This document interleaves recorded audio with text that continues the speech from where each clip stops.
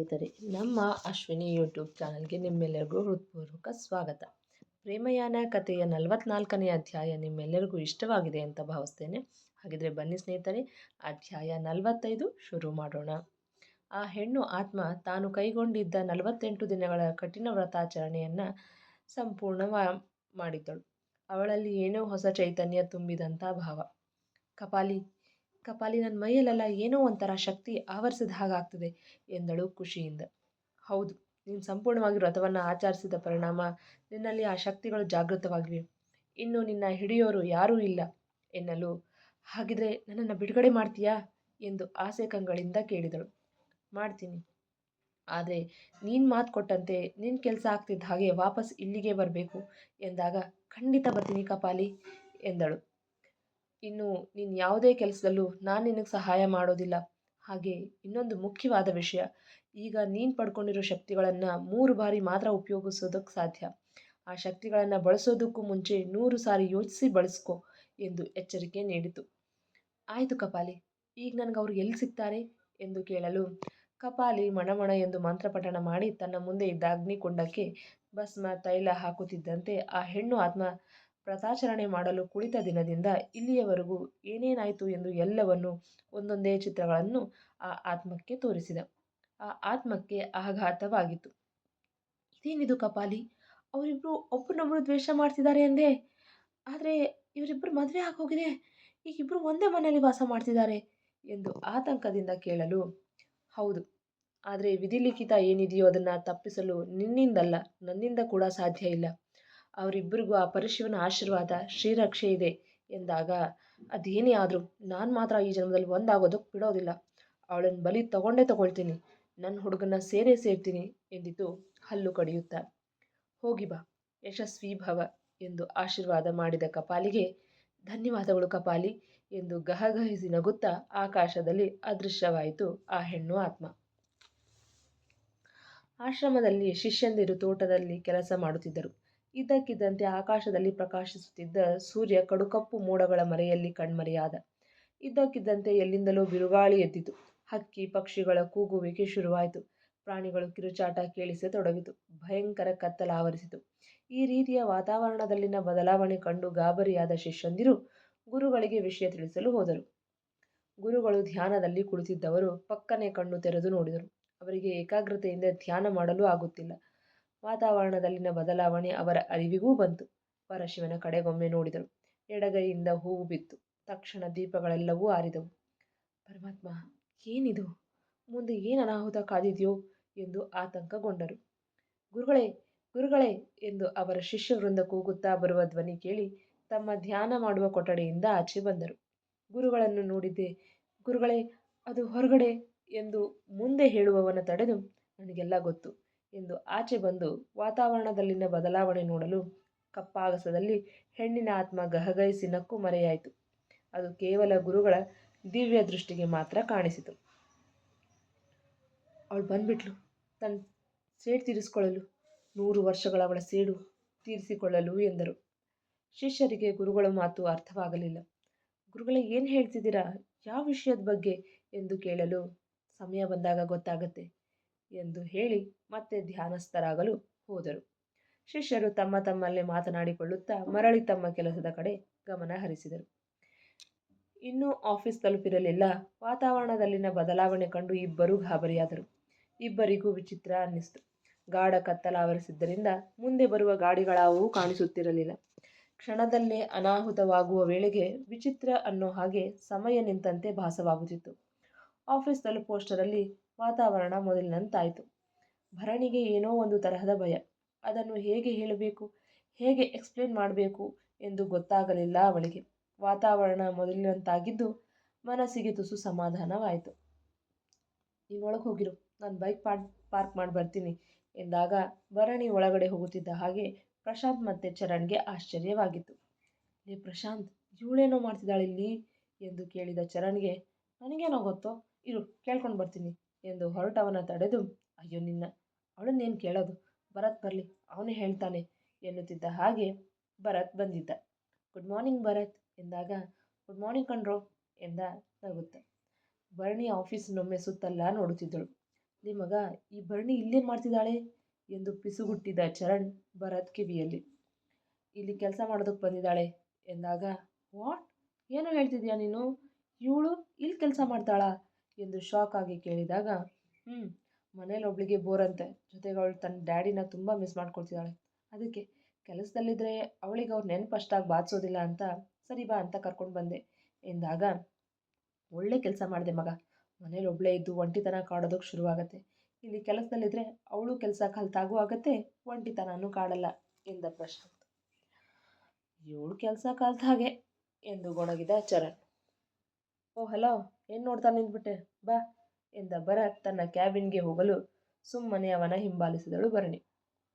ಭರತ್ ತನ್ನ ಕ್ಯಾಬಿನ್ಗೆ ಬಂದು ಅವಳ ಕೈಗೆ ಒಂದು ಫೈಲ್ ಕೊಟ್ಟು, ಇದರಲ್ಲಿರೋ ಎಲ್ಲ ಡೀಟೇಲ್ಸ್ನು ನೀಟಾಗಿ ಓದ್ಕೊಂಡು ಅದಕ್ಕೆ ಸಂಬಂಧಪಟ್ಟ ಬುಕ್ಸ್ಗಳನ್ನು ಹುಡುಕಿ ತೊಗೊಂಡು ಬಾ. ಆಚೆ ಹೋಗ್ತಿದ್ದ ಹಾಗೆ ಲೆಫ್ಟ್ ಸೈಡ್ ಸ್ಟೋರ್ ರೂಮ್ ಇದೆ, ಅಲ್ಲಿ ಬುಕ್ಸ್ಗಳ ಶೆಲ್ಫ್ ಇದೆ ಎಂದು ಹೇಳಿ ತನ್ನ ಲ್ಯಾಪ್ಟಾಪ್ ತೆಗೆದು ಕೆಲಸ ಮಾಡತೊಡಗಿದ. ಇವನೇನು ಬಂದಿದ ತಕ್ಷಣ ಬುಕ್ ಕೊಡು ಅಂತಿದ್ದಾನೆ. ಅವನ್ನೆಲ್ಲ ಹುಡುಕಿದ್ಮೇಲೆ ಸ್ಟಡಿ ಮಾಡು ಅಂತಾನಾ ಹೇಗೆ? ಎಕ್ಸಾಮ್ಸ್ ಇದ್ದಾಗಲೇ ನೆಟ್ಟಗೋದಿಲ್ಲ ನಾನು, ಈಗ ಇದನ್ನೆಲ್ಲ ಓದಬೇಕಾ ಎಂದು ಮನಸ್ಸಲ್ಲೇ ಮಾತನಾಡಿಕೊಳ್ಳುತ್ತಿದ್ದಳು. ಭರತ್ ಓರೆಗಣ್ಣಲ್ಲಿ ಅವಳ ಕಣ್ಣು, ಮೂಗು, ಬಾಯಿ ಆ್ಯಕ್ಷನ್ಗಳನ್ನು ಗಮನಿಸುತ್ತಿದ್ದವನಿಗೆ ಅವಳ ಮುಖದ ರಿಯಾಕ್ಷನ್ ನೋಡಿ ಒಳಗೊಳಗೆ ನಗು. ಓಯ್ ಪಮೇಲಿಯನ್, ನಿಂತಲ್ಲೇ ಮಣಮಣ ಅಂತಿದ್ಯಾ? ಹೋಗು, ನಾನು ಹೇಳಿದ ಕೆಲಸ ಮಾಡು. ಇನ್ನು 10 ನಿಮಿಷದಲ್ಲಿ ಅಷ್ಟೂ ಬುಕ್ಗಳು ನನ್ನ ಟೇಬಲ್ ಮೇಲೆ ಇರಬೇಕು ಎಂದಾಗ ಪೆಚ್ಚು ಮೋರೆ ಹಾಕಿ ಹ್ಞೂ ಎಂದು ತಲೆ ಆಡಿಸಿ ಹೋದಳು. ಇನ್ವೆಸ್ಟರ್ಗೆ ತಾನು ಮಾಡುತ್ತಿರೋ ಪ್ರಾಜೆಕ್ಟ್ ಬಗ್ಗೆ ಸರಿಯಾದ ಡೀಟೇಲ್ಸ್ ಕೊಡಬೇಕಾಗಿತ್ತು. ಅದಕ್ಕೆ ಇನ್ನಷ್ಟು ಸ್ಟಡಿ ಮಾಡಿ ಸರಿಯಾದ ಡೀಟೇಲ್ಸ್ ಕೊಡಲು, ಪ್ರಾಜೆಕ್ಟ್ ಯಾವ ತರಹ, ಅದರ ರೂಪರೇಷೆ ಇನ್ನಷ್ಟು ತಿಳಿದುಕೊಂಡು ಅವರಿಗೆ ಇಂಪ್ರೆಸ್ ಮಾಡುವ ಅನಿವಾರ್ಯತೆ ಇತ್ತು. ಹೊಸದಾಗಿ ಶುರು ಮಾಡಿದ ಕಂಪನಿ ಅಂದರೆ ಸಹಜವಾಗಿ ಇನ್ವೆಸ್ಟರ್ಸ್ಗೆ ನಂಬಿಕೆ ಬರುವ ಹಾಗೆ ಮಾಡಲೇಬೇಕು. ಹಾಗಾಗಿ ಅವನಿಗೆ ಕೆಲವು ಬಿಸ್ನೆಸ್ಗೆ ಸಂಬಂಧಪಟ್ಟ ಬುಕ್ಗಳ ಅವಶ್ಯಕತೆ ಇತ್ತು. ಅದಕ್ಕೆ ಅವುಗಳನ್ನು ತರಲು ಭರಣಿಗೆ ಹೇಳಿದ್ದ.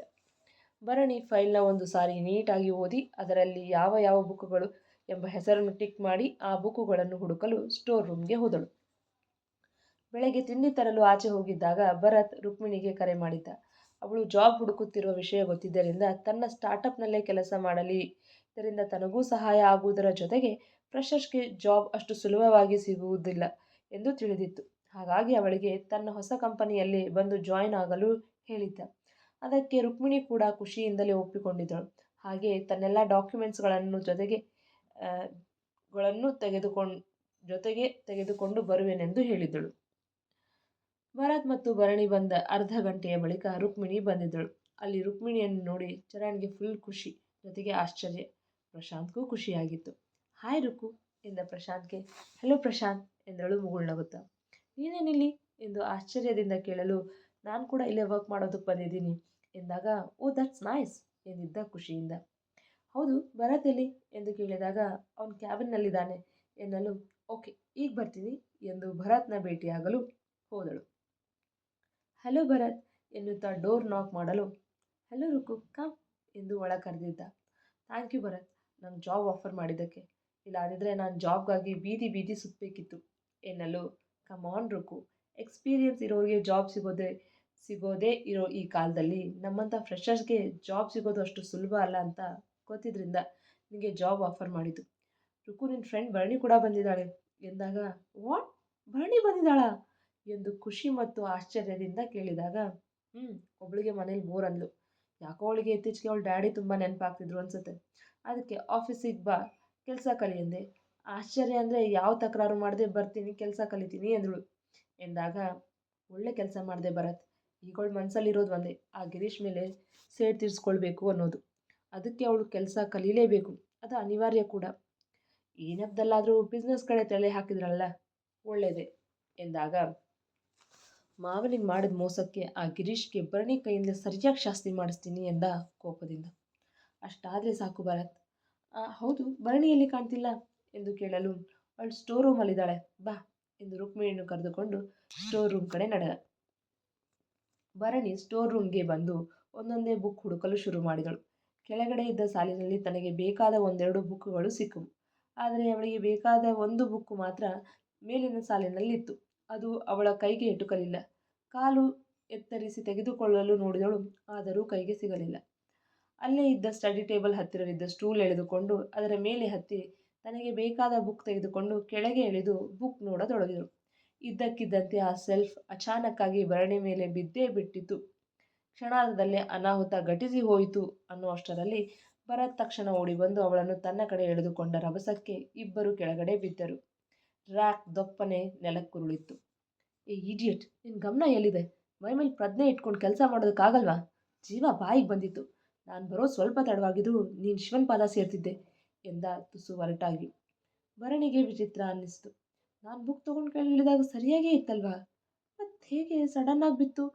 ಅದು ಇಷ್ಟೊಂದು ಬುಕ್ಸ್ ತುಂಬಿರೋ ರ್ಯಾಕ್ ಎಂದು ಯೋಚಿಸುತ್ತಿರುವಾಗ, ಭರಣಿ, ನಿನಗೇನೂ ಆಗಿಲ್ಲ ತಾನೇ ಎಂದು ರುಕ್ಮಿಣಿ ಅವಳ ಕೈಕಾಲು ನೋಡುತ್ತಿದ್ದಳು.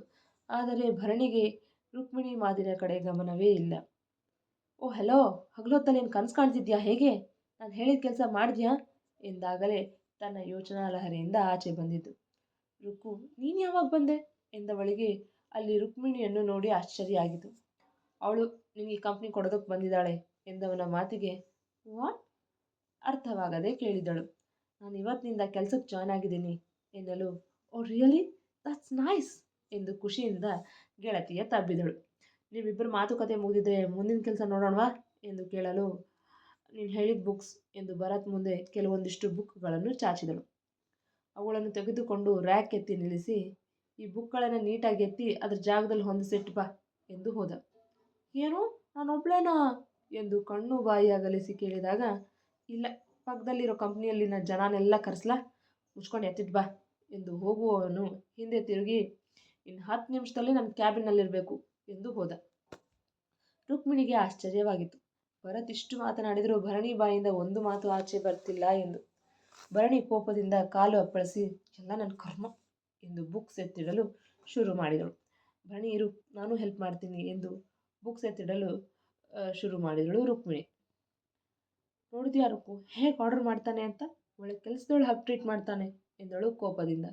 ಹಾಗೆ ಯಾಕೆ ಅಂದ್ಕೊಳ್ತೀಯಾ ಭರಣಿ? ಸ್ಟ್ರಿಕ್ಟಾಗಿ ಹೇಳಿದೆ ಹೋದರೆ ಕೆಲಸ ಕಲಿಯೋದಕ್ಕೆ ಸೋಂಬೇರಿತನ ಮಾಡ್ತೀಯ ಅಂತ ಹಾಗೆ ಹೇಳಿರ್ತಾನಷ್ಟೆ. ಎಂದರೆ ಏನು ಸೋಂಬೇರಿತನ? ಬೆಳಿಗ್ಗೆ ಎದ್ದಿದ ತಕ್ಷಣ ಮನೆಯೆಲ್ಲ ಗುಡಿಸಿ ಒರೆಸಿ ಬಾಗಿಲು ತೊಳೆದು ರಂಗೋಲಿ ಹಾಕ್ತೀನಿ. ಇಷ್ಟೆಲ್ಲ ಕೆಲಸ ಮಾಡಿದ್ರು ಉರು ಅನ್ನೋದು ಮಾತ್ರ ಬಿಡಲ್ಲ.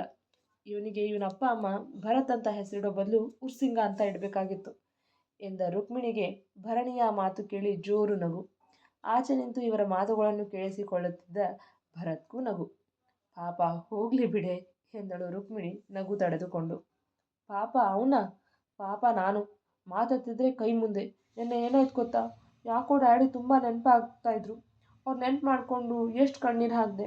ಹತ್ತು ಸುಸ್ತಾಗಿ ಅಲ್ಲೇ ಮಲಗಿಬಿಟ್ಟೆ. ಸಂಜೆ 7 ಗಂಟೆ ಆದರೂ ಎಚ್ಚರನೇ ಆಗಲಿಲ್ಲ. ಇವನು ಮನೆಗೆ ಬಂದು ಇಷ್ಟೊತ್ತಾದರೂ ಇನ್ನೂ ಮಲಗಿದ್ಯಾ ಅಂತ ನನ್ನ ಮೇಲೆ ಕೋಪ ಮಾಡಿಕೊಂಡು ಕೂಗಾಡಿ ನನಗೆ ಮಾತಾಡೋದಕ್ಕೂ ಅವಕಾಶ ಕೊಡದೆ ಕೆನ್ನೆಗೆ ಹೊಡೆದೇ ಬಿಟ್ಟ. ಕೆನ್ನೆ ಹೇಗೆ ಉಬ್ಬಿತು ಗೊತ್ತಾ ಎಂದು ಕಣ್ಣೀರು ಹಾಕಿದಳು. ಹೋಗಲಿ ಬಿಡು ಭರಣಿ, ಅಳ್ಬೇಡ, ಯಾವುದೋ ಟೆನ್ಷನ್ನಲ್ಲಿ ಹಾಗೆ ನಡ್ಕೊಂಡಿರಬೇಕು ಎಂದು ಸಮಾಧಾನ ಮಾಡಲು ನೋಡಿದಾಗ, ನಾನೊಬ್ಳು ಅನಾಥೆ, ನಂಗೆ ಕೇಳೋರು ಯಾರೂ ಇಲ್ಲ ಅಂತ ಹಾಗೆ ಮಾಡ್ತಿದ್ದಾನೆ ಎಂದಳು. ಭರತ್ಗೆ ಭರಣಿ ಮಾತು ಕೇಳಿ ತಾನು ನಿನ್ನೆ ಅಷ್ಟು ಒರಟಾಗಿ ನಡೆದುಕೊಳ್ಳಬಾರದಿತ್ತು ಎಂದೆನಿಸಿತು. ಇನ್ನು ಮುಂದೆ ಆದಷ್ಟು ಸಮಾಧಾನದಿಂದ ಮಾತನಾಡಬೇಕು ಅಂದುಕೊಂಡು ತನ್ನ ಕ್ಯಾಬಿನ್ಗೆ ಹೋದ. ಹಾಗೆಲ್ಲ ಅಂದ್ಕೊಳ್ಬೇಡ ಭರಣಿ, ನಿನಗೆ ನಾವೆಲ್ಲ ಇದ್ದೀವಿ, ಭರತ್ ಇದ್ದಾನೆ. ಹಾಗಿದ್ಮೇಲೆ ನೀನು ಹೇಗೆ ಅನಾಥೆ ಆಗ್ತೀಯ? ನಾನು ಭರತ್ ಜೊತೆ ಮಾತಾಡ್ತೀನಿ, ಓಕೆನಾ? ಅಳ್ಬೇಡ ಎಂದು ಭರಣಿ ಕಣ್ಣೀರು ಒರೆಸಿದಳು. ಮುಂದುವರಿಯುವುದು. ಕೇಳಿದ್ರಲ್ವಾ ಸ್ನೇಹಿತರೆ, ಪ್ರೇಮಯಾನ ಕಥೆಯ 45ನೇ ಅಧ್ಯಾಯ. ಈ ಸಂಚಿಕೆ ನಿಮಗೆ ಇಷ್ಟವಾಗಿದ್ದರೆ ಒಂದು ಲೈಕ್ ಕೊಡಿ, ನಿಮ್ಮ ಅಭಿಪ್ರಾಯವನ್ನು ಕಮೆಂಟ್ನಲ್ಲಿ ತಿಳಿಸಿ. ಇನ್ನು ಯಾರೆಲ್ಲ ನಮ್ಮ ಚಾನಲ್ನ ಸಬ್ಸ್ಕ್ರೈಬ್ ಮಾಡಿಲ್ಲೋ ಪ್ಲೀಸ್ ಸಬ್ಸ್ಕ್ರೈಬ್ ಮಾಡ್ಕೊಳ್ಳಿ, ಹಾಗೆ ಬೆಲ್ ಐಕಾನ್ ಒತ್ತೋದನ್ನು ಮರಿಬೇಡಿ. ಈ ಕಥೆ ನಿಮಗೆ ಇಷ್ಟವಾಗುತ್ತಿದ್ದರೆ ಪ್ಲೀಸ್ ಹೆಚ್ಚು ಜನರಿಗೆ ಶೇರ್ ಮಾಡುವ ಮೂಲಕ ನಮ್ಮನ್ನು ಪ್ರೋತ್ಸಾಹಿಸಿ. ಮತ್ತೆ ಮುಂದಿನ ಸಂಚಿಕೆಯಲ್ಲಿ ಭೇಟಿಯಾಗೋಣ. ಧನ್ಯವಾದಗಳು.